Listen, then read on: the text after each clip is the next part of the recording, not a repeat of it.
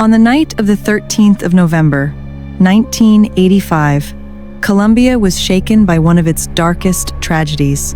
The Nevado del Ruiz volcano, long dormant, erupted with terrifying force. The heat from the eruption melted the mountain's glacier, sending torrents of mud, ash, and debris racing down the slopes in a deadly lahar. Entire towns were swallowed, but none suffered as greatly as Armero, where more than 20,000 people perished in a matter of hours.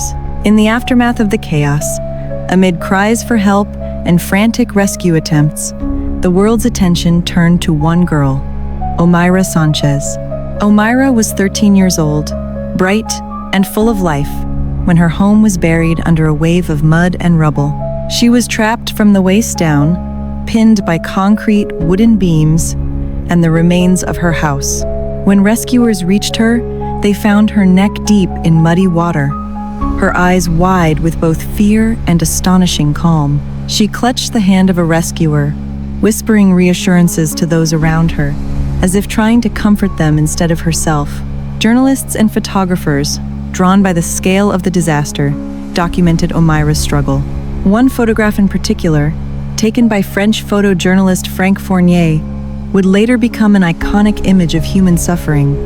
Omayra's face pale, her eyes swollen and dark from exhaustion, yet holding a quiet dignity. For nearly 60 hours, rescuers worked desperately to free her. They tried pumps to drain the water, pulled at the debris, and even considered amputating her legs. But the medical equipment and conditions needed were impossible to provide in the middle of a disaster zone. Every attempt brought new complications. The rubble shifted dangerously, the water rose, and Omayra grew weaker. Despite her condition, Omayra displayed remarkable strength. She spoke softly to rescuers, asked about her family, and at one point even sang a few notes to keep her spirits up. She accepted food and water when offered, but her small body was giving way to hypothermia and gangrene.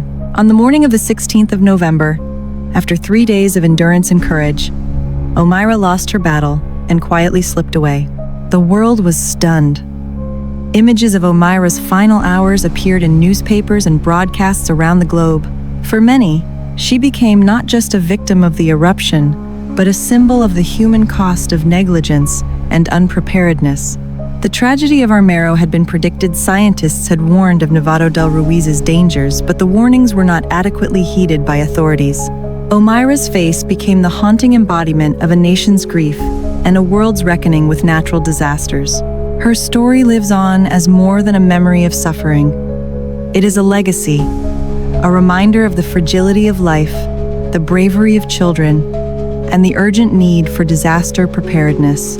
Omayra Sánchez, though gone at just 13 years old, became a voice for thousands who could not speak.